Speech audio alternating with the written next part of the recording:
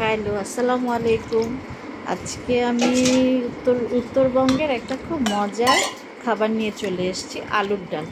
তো সবাই আমরা আলুর ডালটা বাসায় করা হয় না, উত্তরবঙ্গের মানুষরা একটু বেশি খায়, একটু ঝাল ঝাল করে আলুর ডাল ডিম দিয়ে। আবার কেউ আলুর ডালটাকে মাছ দিয়েও রান্না করে। তো আজকে আমি সিদ্ধ ডিম দিয়ে সুন্দর করে ভেজে, কিভাবে করে সিদ্ধ ডিমটাকে, আস্ত সিদ্ধ ডিম ভেজে কিভাবে আলুর ডাল করে সেই রেসিপিটা আজকে আমি আপনাদের জন্য নিয়ে আসি। খুব কুইকলি রেসিপিটা করা যাবে। বাসায় যদি ওরকম তরকারি না থাকে, এটা অনায়াসে রান্না করে আপনার পরিবারের সবাইকে নিয়ে খুব মজা করে এই খাবারটা খেতে পারবেন। তো আজকে আমি রান্নাটা শুরু করে দিচ্ছি। দেখছেন, একটা কড়াইয়ের মধ্যে আমি ডিমগুলো, সিদ্ধ ডিমগুলোকে সুন্দর করে লাল লাল করে ভেজে নিচ্ছি। এখানে আমি একটু হলুদের গুঁড়া দিয়েছি, দিয়ে একটু আমি সুন্দর করে ভেজে নিয়েছি ডিমগুলো। এখন আমি আলু খুব সুন্দর করে সিদ্ধ করে ম্যাশ করে নিয়েছি, এর মধ্যে দিচ্ছি মরিচের গুঁড়া, তারপরে আমি দিচ্ছি এখানে হলুদের গুঁড়া, তারপর স্বাদ মতো লবণ দিব। তো এখন সব কিছু আমি একসাথে দিয়ে এটাকে ভালো করে হাতে কচলিয়ে ম্যাশ করে নিব। দেখেন, আমার মোটামুটি সব মশলা দেওয়া হয়ে গেছে। আমি ধনিয়ার গুঁড়াও অ্যাড করেছি এর সাথে। দেখেন, খুব সুন্দর করে আমি আগে থেকে আলুটা ম্যাশ করে রেখেছিলাম। এখন একটু বেশি করে পানি দিব যখন আমি রান্না করব।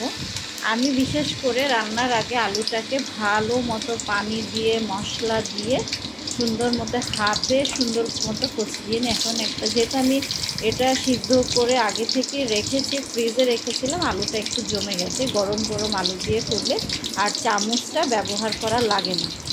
তো আমি যেহেতু একটু গরম পানি দিয়েছি এটার মধ্যে, তাই প্রথমে হাতটা ব্যবহার করিনি, হাত লাগাইনি। এখন আমি হাত দিয়ে সুন্দর করে সব মশলা এবং আলু সুন্দর করে ম্যাশ করে নিচ্ছি। আপনারা দেখেন, কাছ থেকে ধরেছি আমি যাতে আপনাদের দেখার সুবিধাতে। এই রান্নাটা করবেন, দেখবেন বাসার সবাই খুব পছন্দ করবে এবং আর কি প্লেট ভরে ভাত খেতে পারবেন।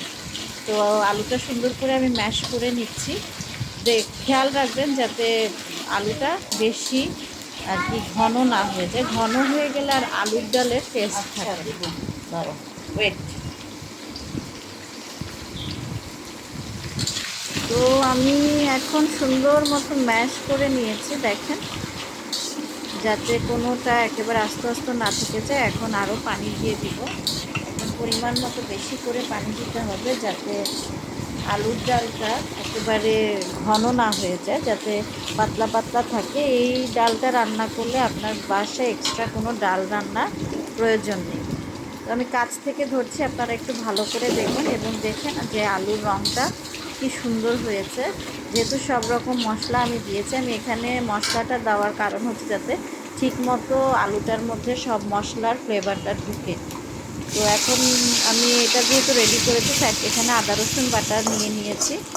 তারপরে এটা একটা স্পেশাল শাহি গরম মশলা, এটা দিলে একটু শাহি শাহি ফ্লেভার আসবে, মাংস ফ্লেভার আসবে। এখানে আমি শুকনা মরিচ নিয়েছি, দারচিনি, এলাচি, তেজপাতা নিয়েছি এবং পাঁচফোড়ন রেডি করে নিয়েছি। আর কিছু সঙ্গ পেঁয়াজ কুচি করে নিয়েছি সাইডে। খুব সুন্দরভাবে পেঁয়াজগুলো কুচি করে নেবেন। যেহেতু পেঁয়াজ বাটা দিলেও রান্না করা যায়, কিন্তু এত ঝামেলার কোনো প্রয়োজন নেই। হাতের কাছে যা আছে তা দিয়ে রান্না করতে পারবেন।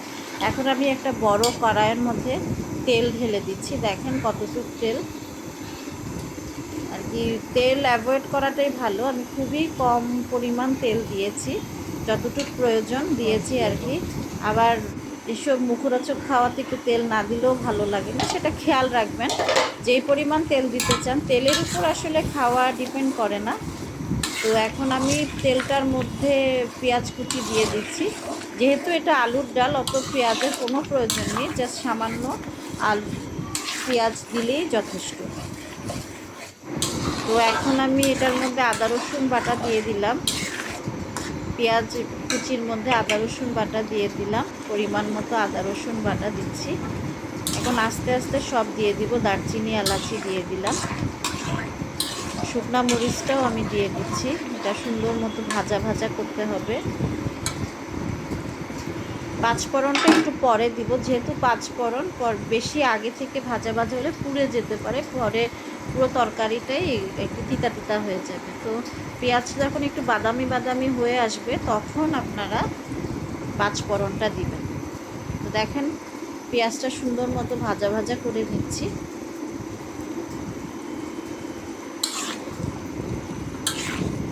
আমার পেঁয়াজটা ভাজা প্রায় হয়ে গেছে, এখন আমি পাঁচফোড়নটা ঢেলে দিলাম।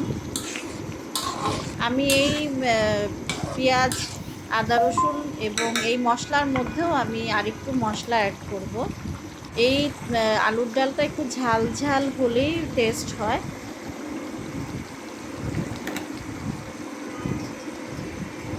একটু ঝাল ঝাল করে করবেন, খেতে খুবই মজা লাগবে।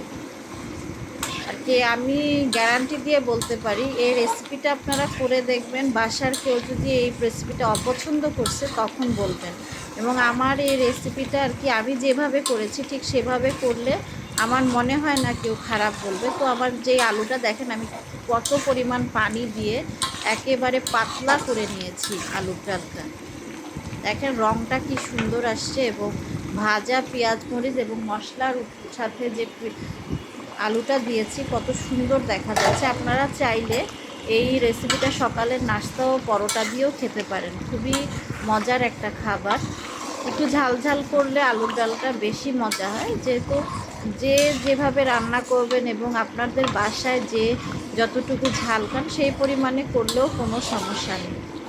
তো এখন আমার এটা খুব সুন্দর মতো আমি নেড়ে চেড়ে, খেয়াল রাখবেন যাতে আলুটা ভারী না হয়ে যায়। এখন লবণটা দেখে নেবেন, স্বাদ মতো লবণ দিয়ে নেবেন। আপনারা যে যে পরিমাণ লবণ খান সেই পরিমাণে লবণ দিয়ে নেবেন। তো আমি আর একটু লবণ অ্যাড করছি, যেহেতু লবণটা কম হয়েছে। দেখেন তরকারির কালারটা কত সুন্দর আসছে, খুবই সুন্দর এসেছে তরকারির কালারটা, একেবারে জিভে জল চলে আসার মতো একটা রেসিপি এটা। তো বাসায় সবাই ট্রাই করে দেখবেন প্লিজ, এবং সবসময় খেয়াল রাখবেন আমার রেসিপিগুলো একটু ট্রাই করে দেখবেন। প্রত্যেকটা রেসিপি খুবই মজার হয়। আমি অত গুছিয়ে রান্না করি না বা অত গুছিয়ে নিই না, কারণ আমি রান্নার ফাঁকে ভিডিও করে ফেলি। আসলে বাসায় রান্না করার সময় অত গুছিয়ে রান্না করা পসিবল হয় না। যদি আমি চিন্তা করতাম যে ভিডিও করার জন্য রান্না করছি, সেই ক্ষেত্রে ভিন্ন ব্যাপার। আমার হাতের কাছে যা থাকে আমি সেইটা দিয়ে ভিডিও করে ফেলি। এখন আমার সেই ভাজা ডিমগুলো আমি একটা একটা করে দিয়ে দিব।